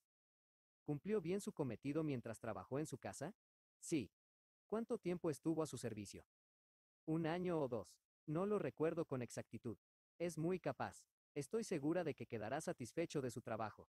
No sabía que se iba de Fernley Park. ¿Puede usted decirme algo más de ella? ¿De ella? Sí. ¿De dónde viene? ¿Quién es su familia? La expresión de Mrs. Folliot se volvió todavía más fría. No lo sé. ¿Dónde sirvió antes de entrar en su casa? Lo siento, pero no lo recuerdo. Un ligero enfado se mezclaba ahora a su excitación. Irguió la cabeza con un gesto que me era vagamente familiar. ¿Son realmente necesarias todas estas preguntas? 7-7. No, en absoluto, dije, fingiendo sorpresa y como excusándome. No pensaba que le molestaría contestarlas. Lo siento mucho. Su enfado se desvaneció y quedó confusa. No me molesta responder a sus preguntas, le aseguro que no, pero me extrañan, nada más. Una de las ventajas de ser médico es que se adivina casi siempre cuando la gente miente. La actitud de Mrs. Folliot me daba a entender que la molestaban muchísimo mis preguntas. Estaba inquieta, contrariada. Era evidente que escondía algún secreto. La juzgué como a una mujer que no estaba acostumbrada a esconder sus emociones, ni a mentir, por lo que se sentía violenta al tener que hacerlo. Hasta un niño se hubiera percatado de ello. Pero también estaba claro que no tenía la intención de decirme nada más. No me enteraría a través de Mrs. Folliot de ningún misterio relacionado con Ursula Bourne. Vencido, me excusé una vez más y salí de la casa. Fui a ver a 2 enfermos y llegué a casa a eso de las 6. Caroline me esperaba con el té preparado y su rostro revelaba esa excitación peculiar que conocía tan bien. Estaba buscando información o bien tenía noticias interesantes que comunicar. Me pregunté cuál de las dos cosas sería. He tenido una tarde interesantísima, empezó cuando me dejaba caer en mi sillón y alargaba los pies hacia el fuego, que ardía alegremente. ¿De veras? Ha venido, quizá, Miss Gannett. Esa digna mujer es uno de nuestras principales cotillas. Piensa bien, a ver si lo adivinas, dijo Caroline muy complacida. Fui dando nombres hasta acabar con todos los informadores de mi hermana. Esta continuaba negando con la cabeza de un modo triunfante. Al final me lo dijo. Mr. Poirot, ¿qué te parece? Me parecía un sinfín de cosas, pero tuve el cuidado de no decirlas a Caroline. ¿Por qué ha venido? Para verme, naturalmente. Me ha dicho que, conociendo a mi hermano como le conoce, esperaba tener el placer de conocer a su encantadora hermana, quiero decir tu encantadora hermana. ¿De qué ha hablado? Mucho de él y de los casos que le han sido confiados. Conoce al príncipe Paul de Mauritania, el que acaba de casarse con una bailarina. ¿Sí? Hace unos días leí un párrafo muy interesante sobre ella en Society Snippets donde se decía que era en realidad una gran duquesa rusa, una de las hijas del zar, que logró escapar de los bolcheviques. Pues bien, resulta que Poirot descubrió un crimen misterioso en el que iban a verse involucrados. El príncipe Paul estaba loco de gratitud. ¿No le regaló acaso un alfiler de corbata con una esmeralda del tamaño de un huevo de paloma? Pregunté sarcásticamente. No me lo ha dicho, ¿por qué? 7-8. Por nada. Creía que era la costumbre, por lo menos así es en las novelas de detectives.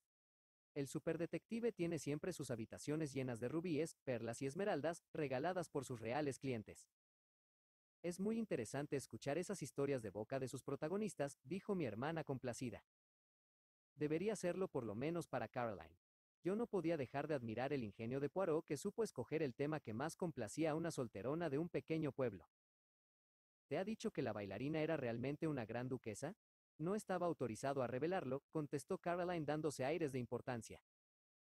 Me pregunté hasta qué punto Poirot habría alterado la verdad al hablar con mi hermana. Era posible que no hubiera dicho nada, sino dejado creer mucho enarcando las cejas o encogiéndose de hombros. Después de eso, supongo que estás dispuesta a comer en su mano. No seas vulgar, James. No sé dónde aprendes esas expresiones tan ordinarias. Probablemente en casa de mis enfermos, que son mi único lazo con el mundo exterior. Por desgracia, no hay entre ellos ni príncipes reales ni interesantes emigres rusos. Caroline se subió las gafas sobre la frente y miró con atención. Estás de mal humor, James. Debe de ser el hígado. Toma una píldora azul esta noche. Al verme en mi casa, nadie diría nunca que soy doctor en medicina. Caroline receta tanto para mí como para ella. Maldito sea mi hígado. Dije con irritación. ¿Habéis hablado del crimen? Naturalmente, James. ¿Acaso se puede hablar de otra cosa en este pueblo?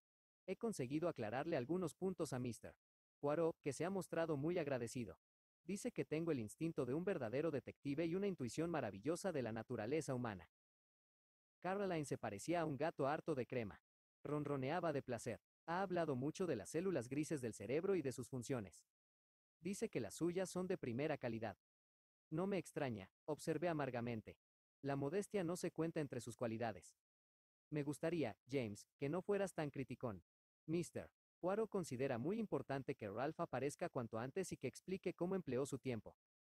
Afirma que su desaparición producirá una impresión malísima en la encuesta. ¿Qué le has contestado? Que estaba de acuerdo con él, dijo mi hermana con aire de suficiencia. Además, le he explicado cómo la gente juzga los hechos. Caroline, manifesté con un tono severo, ¿le has dicho a Mr. Poirot lo que oíste en el bosque el otro día? Sí, contestó Caroline muy ufana. 7-9. Me levanté y empecé a andar por el cuarto. Supongo que sabes lo que haces, señalé nerviosamente. Le estás poniendo la cuerda al cuello a Ralph Patton con tanta seguridad como tú estás sentada en esa silla.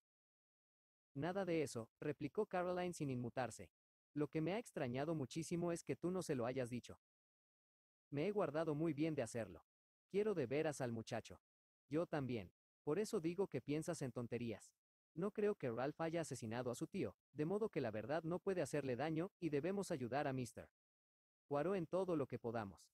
Piensa en la posibilidad de que Ralph estuviera con la misma chica la noche del crimen y, si es así, tiene una coartada perfecta. Si tiene una coartada, ¿por qué no viene a decirlo? Teme ocasionar disgustos a la chica. Pero si Mr. Poirot la encuentra y le hace ver que es su obligación, se presentará por sí misma para demostrar la inocencia de Ralph. Me parece que has imaginado una novela romántica. Lees demasiada literatura barata, Caroline. Siempre te lo he dicho. Volví a sentarme en mi sillón. ¿Poirot te ha preguntado algo más? Solo respecto a los enfermos que recibiste aquella mañana. ¿Los enfermos? Repetí sin comprender. Sí, los del consultorio. ¿Cuántos y quiénes eran? ¿Quieres hacerme creer que has sido capaz de decirle eso? Caroline es realmente sorprendente. ¿Por qué no? Inquirió con tono triunfal. Veo el sendero que lleva a la puerta de tu consultorio desde esta ventana y tengo una memoria excelente, James. Mucho mejor que la tuya, deja que te lo diga. Estoy convencido de ello. Mi hermana prosiguió, contando con los dedos. Vino la vieja Mrs.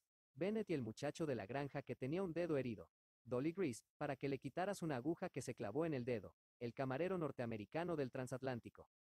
Déjame contar, llevamos 4. Sí, y el viejo George Evans, con su úlcera. Además, se detuvo de un modo significativo. Sí, Caroline creó el clímax apropiado y triunfal para sisear con su mejor estilo y ayudada por las muchas S's a su disposición. Miss Russell. Se recostó en su silla y me miró fijamente. Y cuando mi hermana te mira así es imposible no darse cuenta. No sé a qué te refieres, dije, mintiendo con descaro. ¿Por qué no había de venir Miss Russell a consultarme respecto a su rodilla enferma? 8-0. ¿Qué rodilla enferma ni qué narices? Monsergas. Tiene la rodilla tan enferma como tú y yo. Lo que buscaba era otra cosa. ¿Qué? Caroline tuvo que confesar que lo ignoraba. Pero ten por seguro que eso es lo que Mr. Poirot deseaba saber. Esa mujer esconde algo y él lo sabe. Es la misma reflexión que Mrs. Ackroyd me hizo ayer, exclamé. Decía que Miss Russell tenía algo sobre su conciencia. Ah, exclamó mi hermana misteriosamente. Mrs. Ackroyd. ¿Otra qué tal? ¿Otra qué? Caroline rehusó explicar sus observaciones. Se limitó a sentir varias veces, dobló su labor y subió a su cuarto para ponerse la blusa de seda de color malva y el medallón de oro, que era su atuendo para cenar. Me quedé mirando el fuego y pensando en las palabras de Caroline. ¿Habría venido Poirot en realidad para obtener informes sobre Miss Russell, o la mente tortuosa de Caroline había interpretado sus reflexiones de acuerdo con sus propias ideas? La conducta de Miss Russell aquella mañana no había sido sospechosa, pero recordaba su insistencia sobre el tópico de las drogas y los venenos. Sin embargo, eso no probaba nada. Ackroyd no había muerto envenenado. Así y todo, era extraño. Oí la voz de Caroline llamándome desde lo alto de la escalera. James, vas a retrasarte para la cena. Eché carbón al fuego y subí obedientemente. Conviene tener paz en casa a cualquier precio. 8-1. Capítulo 12. En torno a la mesa. La encuesta judicial se celebró el lunes.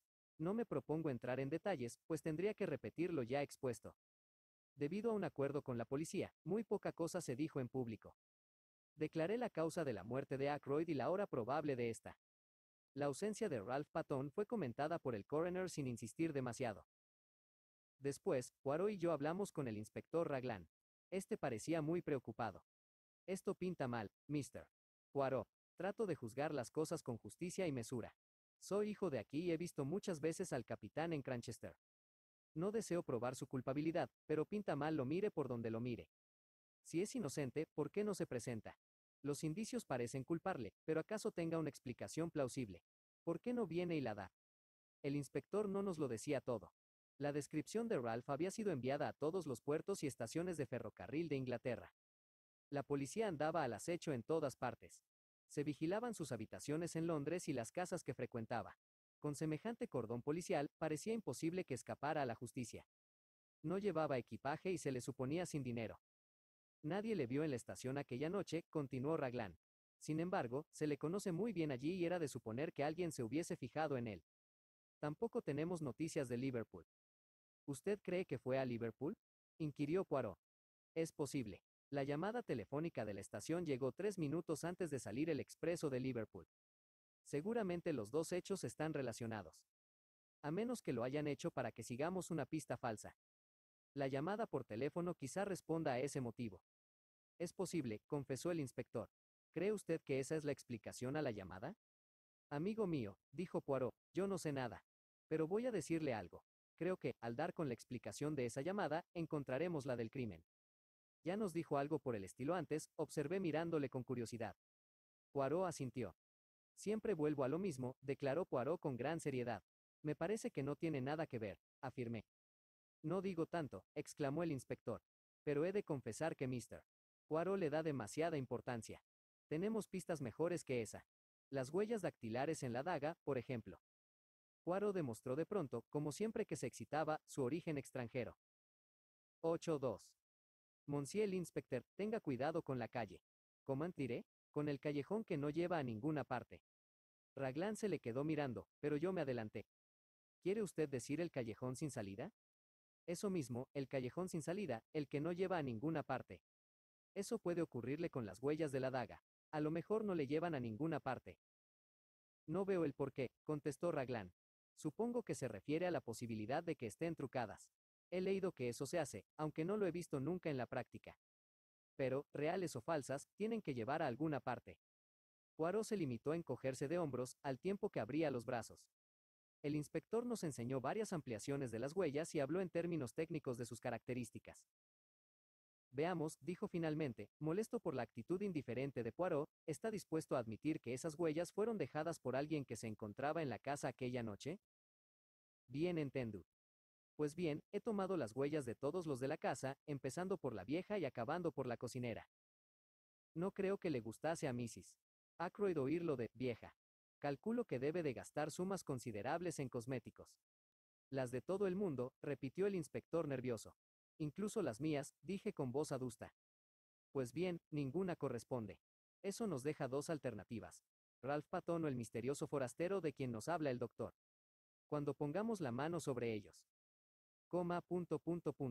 Tal vez hayamos perdido un tiempo valioso, interrumpió Poirot. No le entiendo. Dice usted que ha tomado las huellas de todos los de la casa. ¿Está seguro, Monsieur l'inspecteur? Segurísimo. ¿Sin olvidar a nadie?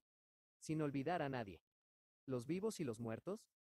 Durante un segundo el inspector se quedó desorientado, interpretando aquello como una observación religiosa. Luego, reaccionó lentamente. ¿Qué quiere usted decir? El muerto, Monsieur l'inspecteur. Raglan necesitó unos minutos para comprenderlo. Le sugiero, explicó Poirot plácidamente, que las huellas del puño de la daga pertenecen a Mr. Ackroyd en persona. Es fácil de comprobar. Todavía disponemos del cuerpo. ¿Por qué?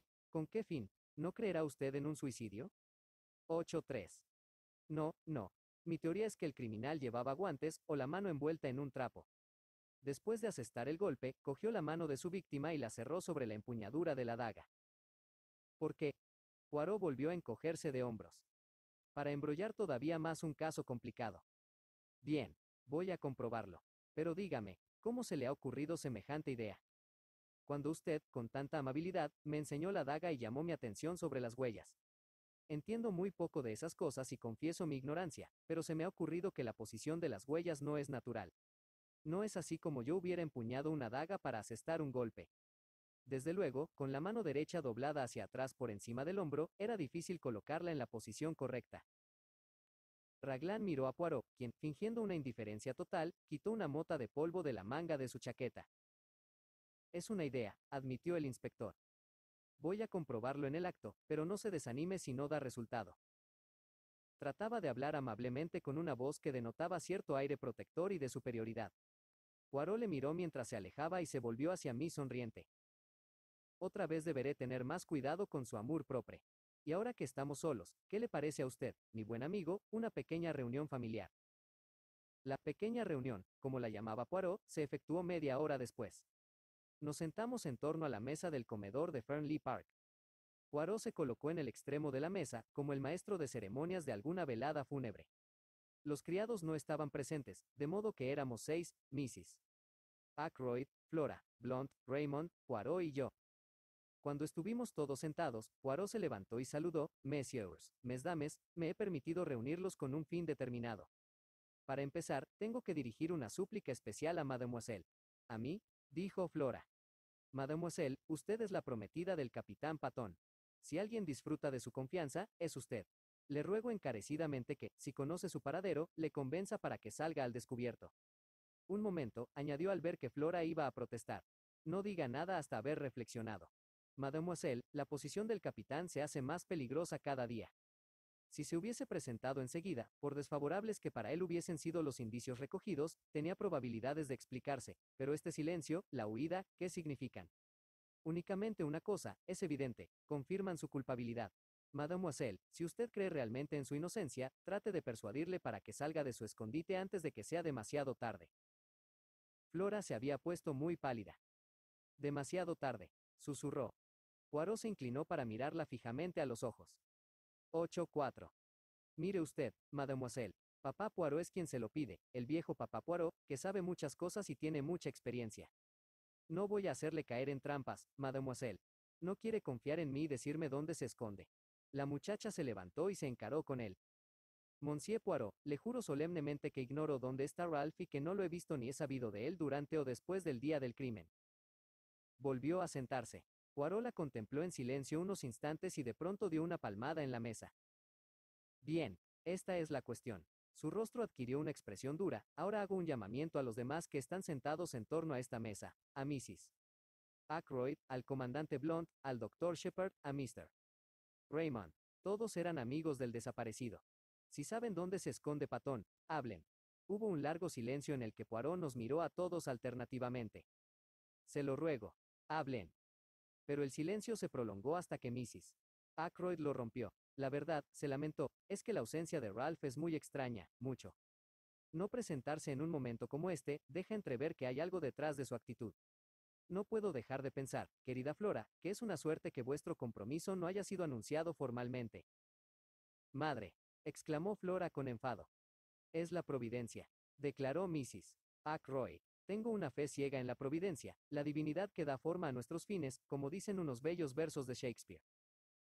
Estoy seguro, Mrs. Ackroyd, exclamó Raymond, cuya risa irresponsable retumbó en el comedor, de que no hará responsable al Todopoderoso de todos los tobillos hinchados. Supongo que Raymond lo dijo para relajar la tensión, pero Mrs. Ackroyd le lanzó una mirada de reproche mientras sacaba su pañuelo. Mi hija se ha ahorrado muchos disgustos. No es que piense un solo momento que el querido Ralph tenga algo que ver con la muerte del pobre Roger. No lo creo, pero también es cierto que tengo un corazón confiado. Desde la infancia soy así. Me cuesta mucho creer en la maldad ajena. Pero, desde luego, no hay que olvidar que cuando era niño fue víctima de algunos ataques aéreos. Dicen que a veces los resultados tardan en manifestarse. Las personas no son responsables de sus actos, pierden el dominio sobre ellas mismos y no permiten que nadie les ayude. Mamá, ¿no creerás que Ralph es culpable? Vamos, Mrs. Ackroyd, exclamó Blonde. No sé qué pensar, dijo Mrs. Ackroyd, lloriqueando. Todo esto me trastorna. ¿Qué sería de la herencia, de esta finca, si se descubriera que Ralph es culpable? Raymond apartó la silla de la mesa con violencia. El comandante permaneció inmóvil, mirando pensativamente a la dama. Algo así como una neurosis de guerra, ¿sabe usted? Continuó ella con obstinación. Creo también que Roger le ataba muy corto con el dinero, con las mejores intenciones del mundo, desde luego. Veo que todos están indignados, pero 8-5. Encuentro muy extraño que Ralph no se haya presentado y repito que me alegro de que el compromiso de Flora no haya sido aún anunciado formalmente. Lo será mañana, afirmó Miss Ackroyd con voz clara. Flora, exclamó su madre anonadada. Flora se había vuelto hacia el secretario. Mande por favor el anuncio a The Morning Post y a The Times, Mr. Raymond. Si usted lo juzga sensato, Miss Ackroyd. La muchacha se volvió impulsivamente hacia Blonde. Me comprende, ¿verdad? ¿Qué más puedo hacer? Tal como están las cosas, debo permanecer al lado de Ralph. Debo hacerlo, ¿no? Le miraba con insistencia y, al cabo de un momento, Blonde asintió con brusquedad. Mrs. Ackroyd se deshizo en protestas airadas y Flora ni se inmutó. Raymond tomó la palabra. Aprecio sus motivos, Miss Ackroyd. Pero, ¿no cree usted que se precipita demasiado? Espere un día o dos. Mañana mismo, protestó Flora. Es inútil continuar así, mamá. A pesar de mis defectos, no soy desleal con mis amigos. Mr. Poirot, exclamó la madre con lágrimas en los ojos, ¿no puede usted hacer algo? No hay nada que hacer, interrumpió Blonde. Actúa con corrección. Yo lo apruebo y la ayudaré en cuanto de mí dependa. Flora le alargó la mano. Gracias, comandante. Mademoiselle, dijo Poirot, permita usted a un anciano que la felicite por su valor y lealtad, pero no se ofenda si le pido. Si le pido solemnemente, que retrase un par de días el anuncio del que habla. Flora vaciló. Se lo ruego, tanto por el bien de Patón como por el suyo propio, mademoiselle. Veo que frunce el entrecejo. No comprende por qué lo digo, pero le aseguro que tengo un motivo. Paz de Blagues. Usted puso el caso en mis manos. No ponga ahora trabas a mi cometido. Flora reflexionó antes de contestar. No me gusta esa idea, pero haré lo que dice. Volvió a sentarse. Y ahora, Monsieur Mesdames, dijo Poirot rápidamente, continuó con lo que iba a decir. Compréndanme bien, quiero llegar a la verdad. Esta, por fea que sea en sí, es siempre curiosa y siempre resulta hermosa para el que la busca con afán. Tengo muchos años, mis facultades no son ya lo que eran. Aquí esperaba a todas luces una contradicción. Es muy probable que este sea el último caso en el que intervendré, pero Hercule Poirot no acabará con un fracaso. Monsieur Mesdames, les advierto que quiero saber y sabré a pesar de todos ustedes. Pronunció las últimas palabras como un reto. Nos estremecimos todos, excepto Jeffrey Raymond, que continuó de buen humor e impávido como de costumbre. 8-6. ¿Qué quiere usted sugerir con, a pesar de todos nosotros? Preguntó, enarcando las cejas. Pues eso, monsieur, exactamente eso. Cada uno de los aquí presentes me oculta algo. Levantó una mano al subir un coro de débiles protestas. Sí, sí, sé muy bien lo que digo. Puede ser algo sin importancia, trivial, que se supone que tiene que ver con el caso, pero ahí está. Cada uno de ustedes tiene algo que esconder. Confiésenlo, ¿tengo o no tengo razón? Su mirada, cargada de acusación y de reto, dio la vuelta a la mesa y todas las miradas se rindieron ante la suya, incluso la mía. Ya me han contestado, dijo Poirot con una risita extraña. Se levantó. Les hago un llamamiento. Díganme la verdad, toda la verdad. Hubo un silencio. ¿Nadie quiere hablar? Volvió a reír. ¿Qué es Domech? Y salió del comedor. 8-7. Capítulo 13. La pluma de oca. Aquella noche, después de cenar, fui a casa de Poirot a instancias suyas. Caroline me vio alejarme con contrariedad. Creo que le hubiera gustado acompañarme. Poirot me recibió con mucha cordialidad. Había una botella de whisky irlandés, que detesto, en una mesita, junto con un sifón y un vaso. Él bebía chocolate caliente. Más tarde descubrí que se trataba de su bebida favorita. Me preguntó cortésmente por mi hermana, afirmando que era una mujer muy interesante. Temo que le haya usted hecho subir los humos a la cabeza, dije con brusquedad. Me refiero al domingo por la tarde. Se echó a reír alegremente. Me gusta siempre recurrir a los expertos, observó sin matizar sus palabras. Se habrá enterado usted de todas las habladurías del pueblo. De lo cierto y de lo falso. Y de unas informaciones valiosísimas, añadió tranquilamente. ¿Qué son?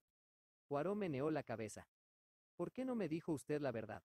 En un pueblo como este, las andanzas de Ralph Patton acabarían por saberse. Si su hermana no hubiera atravesado el bosque aquel día, otra persona lo hubiera hecho. Es probable, admití, pero ¿a qué demostrar tanto interés por mis enfermos? Poirot se sonrió levemente. Solo por uno de ellos, doctor, solo por uno. ¿El último? Miss Russell es una persona muy interesante, replicó, evasivo. ¿Está usted de acuerdo con mi hermana y con Miss Ackroyd en que nos esconde algo? ¿Eso dicen? ¿Acaso no se lo dio a entender mi hermana? ¿Qué es possible? No tiene motivo en qué fundarse. Les femas, generalizó Poirot, son unos seres maravillosos. Inventan, se dejan llevar de su fantasía y milagrosamente aciertan la verdad. Las mujeres observan de un modo inconsciente mil detalles íntimos, sin saber lo que hacen. Sus subconscientes añaden esas cositas unas a las otras y a eso le llaman intuición. Yo tengo mucha experiencia en psicología. Conozco bien todo eso.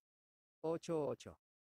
Sacó el pecho con aire de importancia y su aspecto era tan ridículo que me costó un gran esfuerzo no echarme a reír. Bebió un trago de chocolate y se secó cuidadosamente el bigote.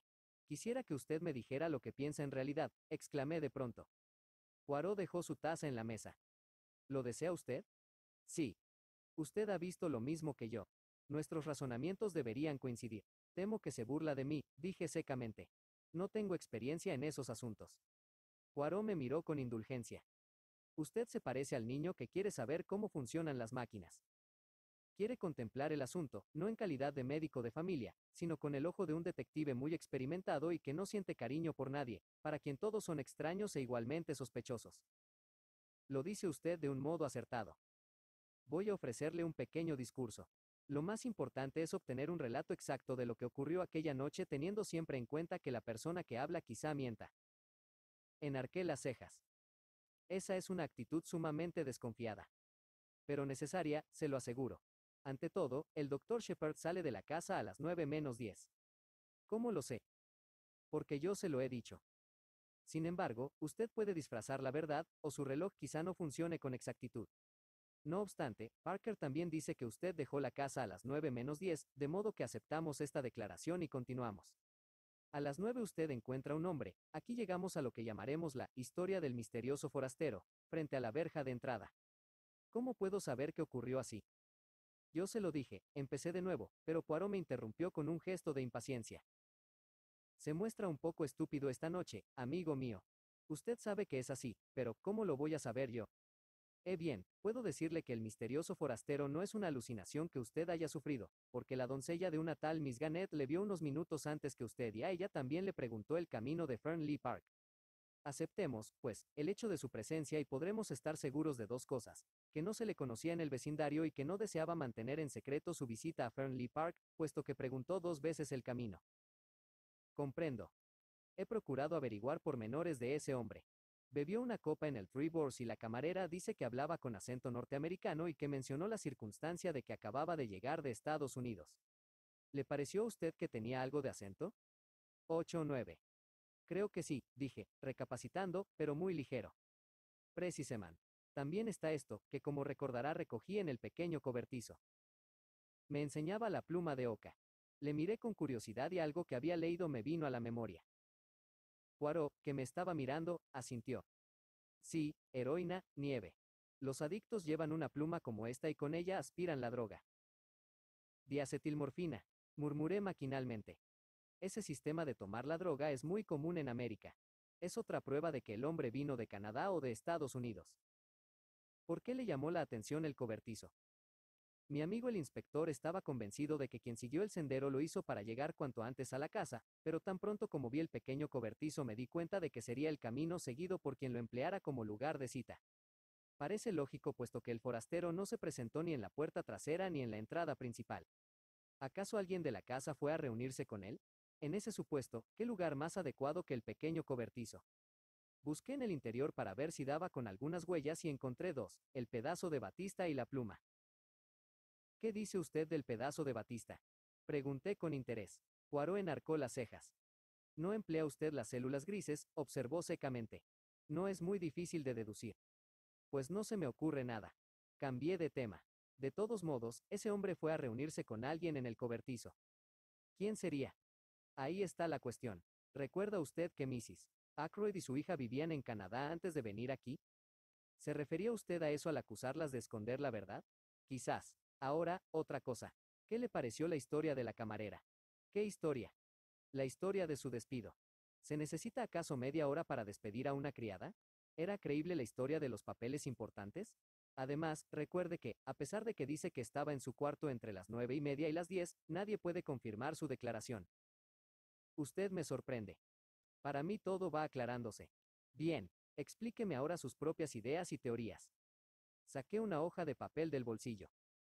He apuntado unas cuantas cosillas, dije como disculpándome. Excelente. Tiene usted método. Veamos.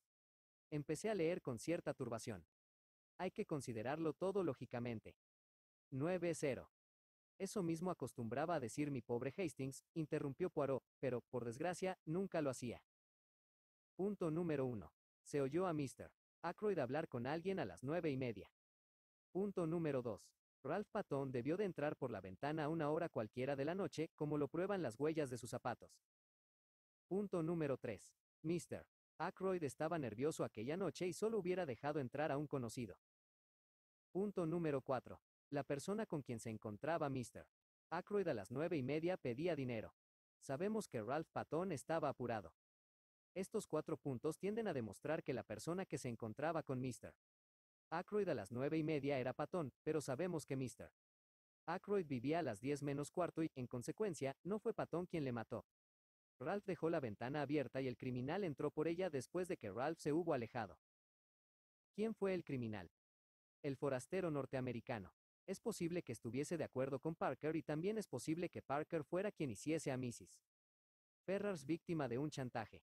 De ser así, Parker puede haber oído lo suficiente para comprender que la cosa iba a descubrirse, habérselo dicho a su cómplice y este cometer el crimen con la daga que Parker le entregó.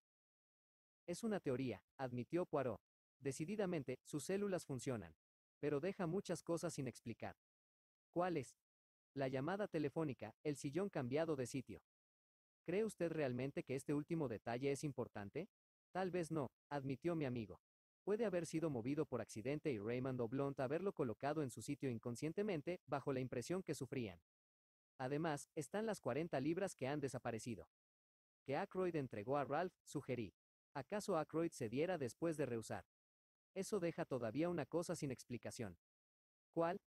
¿Por qué está Blount tan seguro de que era Raymond el que hablaba con Mr. Aykroyd a las 9:30? Nos lo ha explicado él mismo. ¿Lo cree usted así? No, insisto. Pero dígame, en cambio, ¿cuáles eran los motivos de Ralph Patton para desaparecer?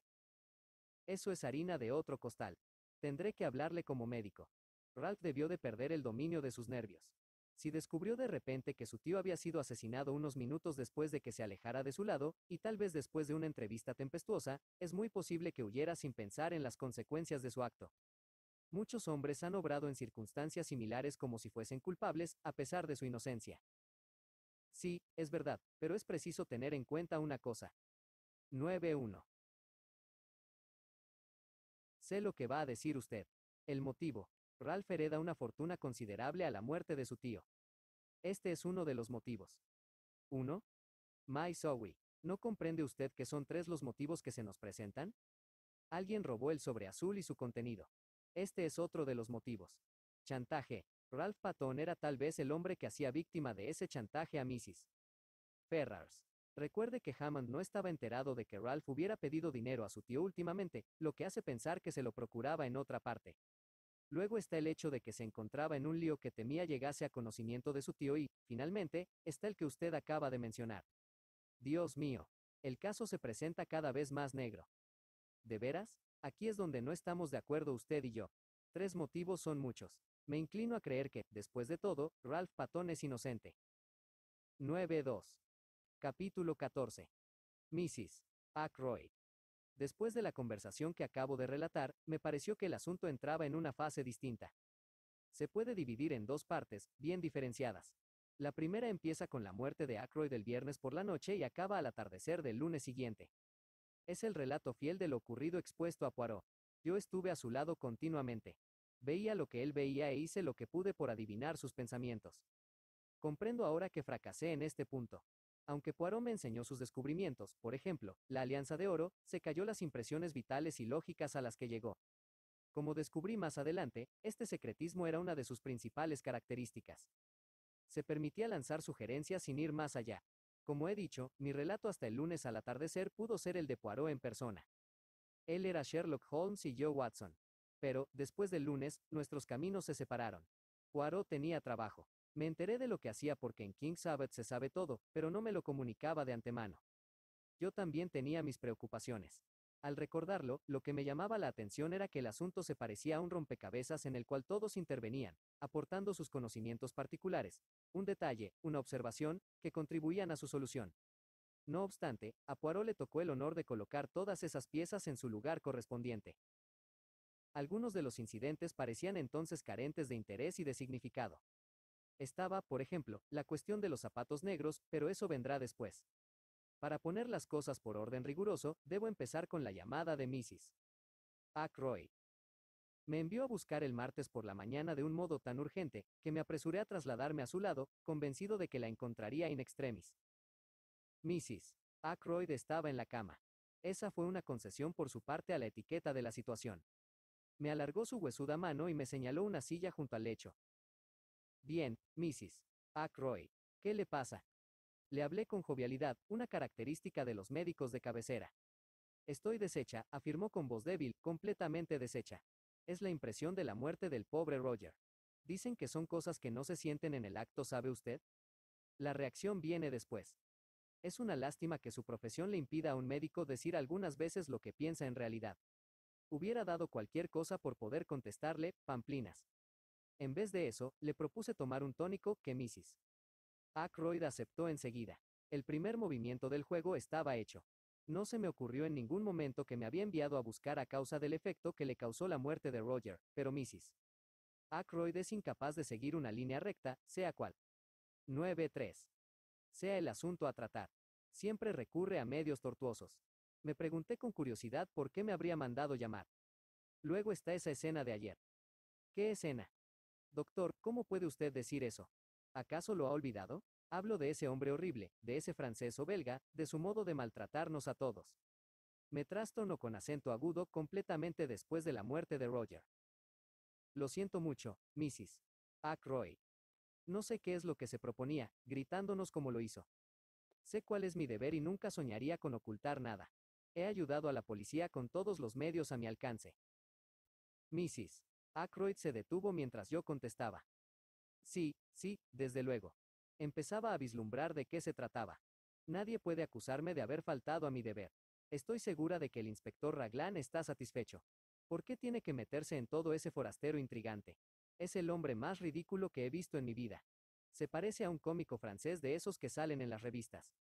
No comprendo por qué Flora ha insistido en que se encargue del caso. No me lo dijo de antemano. Todo lo hizo por su propia iniciativa. Flora es demasiado independiente. Soy una mujer de mundo y soy su madre. Debió dejar que la aconsejara ante todo.